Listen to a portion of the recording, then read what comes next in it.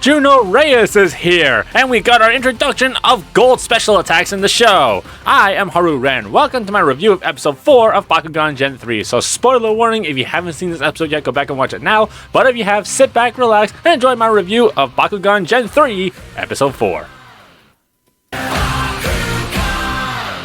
The first part is rules are boring. The Misfits want to try and recruit new members to the team, and they meet the cat Jasper. And yes, Jasper does have a voice actor. Function's voice actor, Taylor Abrahamsey.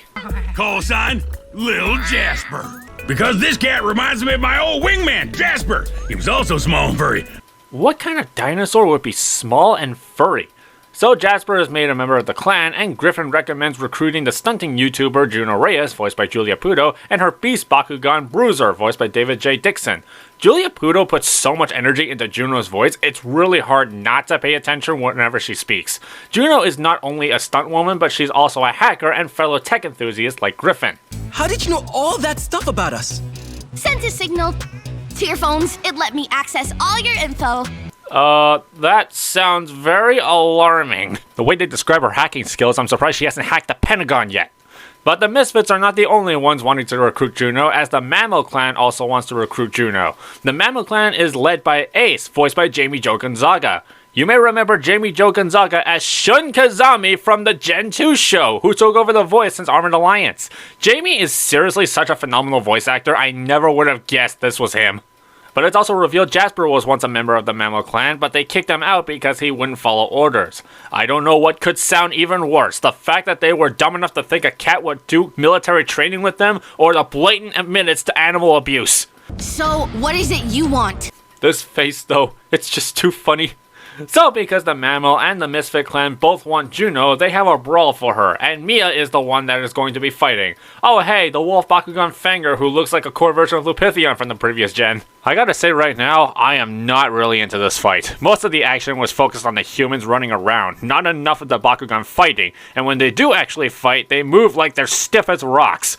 Either it's Fanger just mounted on top of Ventry, or Ventry just opens her wings and Fanger is just somehow winded. Also, Mia bouncing like that has got to be the most intentionally unrealistic but silliest thing I've seen in this show so far.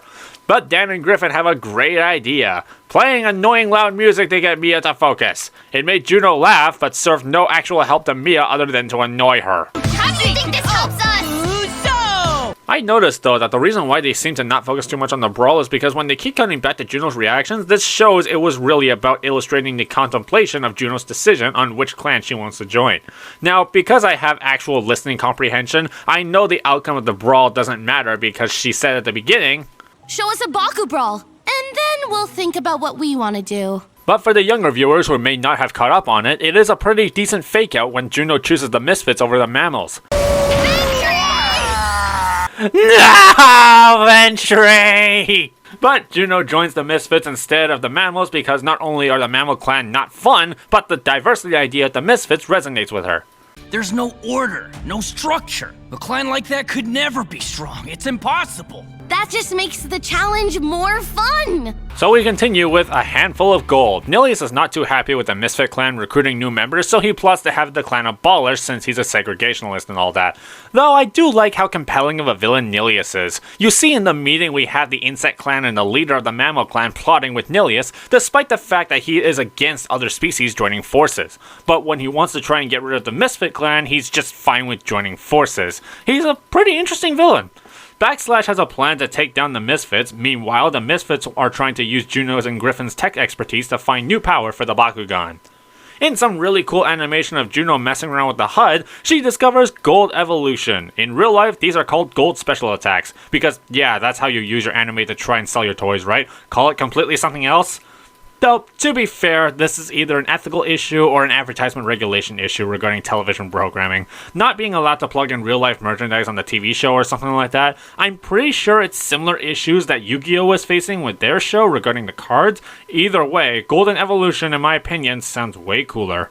But after they discover Gold Evolution, they are invaded once again by the Insect Clan. Hashtag lame.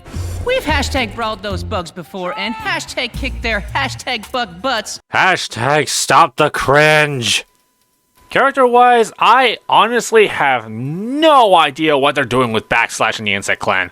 As I said in my last video, the animation for Backslash doesn't match his personality. He's supposed to be a jerk, and Tyler Barish acts the part very well, but his animation model doesn't make him look intimidating or anything mean-looking. Now in this episode, they want to plot against the Misfit Clan as revenge for losing against them, but at the end of the previous episode, the Insect Clan were shown to be very nice to them in defeat. Losing to you was humiliating. You're malware. You don't belong in our Baku League. Can barely compute it. But it looks like you guys are in the league. The entire presentation of the Insect Clan is just really confusing. If anything, the Misfit Clan is beneficial to the Insect Clan because if diversity of Bakugan would be easier to collect the data all at once, then why wouldn't they be supporting it? We have a vague understanding of why the Mammal Clan hates the Misfit Clan, but there's no reason the Insect Clan should really hate the Misfits. Their whole villain arcs are completely backwards. So Backslash and Juno fight with Juno testing out the new gold evolution. Man, I think Backslash got really lucky there. Bruiser would have absolutely knocked Mantis from being able to open. 3, 2, 1, let it roll. Yeah, that's right. Pin him. Absolute block. Hey, what's with the gold? Gold? What about the axe? Bruiser is gonna slice your Mantis up in one swing. The action in this is boring. The Bakugan only does like 2 moves and it's all over. I am also very confused with the gold evolution here. Bruiser has the axe, but he can't use it properly without the hammer that has become a BAM. Why wouldn't the hammer come with the axe, and wouldn't the inclusion of the hammer make your wielding a lot harder? Holy crap, I am so confused and I'm so bored. But Juno grabs the hammer BAM, and Bruiser sends the fireball that Mantis was somehow able to make right back at him to win. But oh no, it turns out Backslash wasn't even trying all along. He was using a spy fly to record the data of the gold evolution. So that was Gen 3 Episode 4. Let me know what your rating of the show was in the comments down below.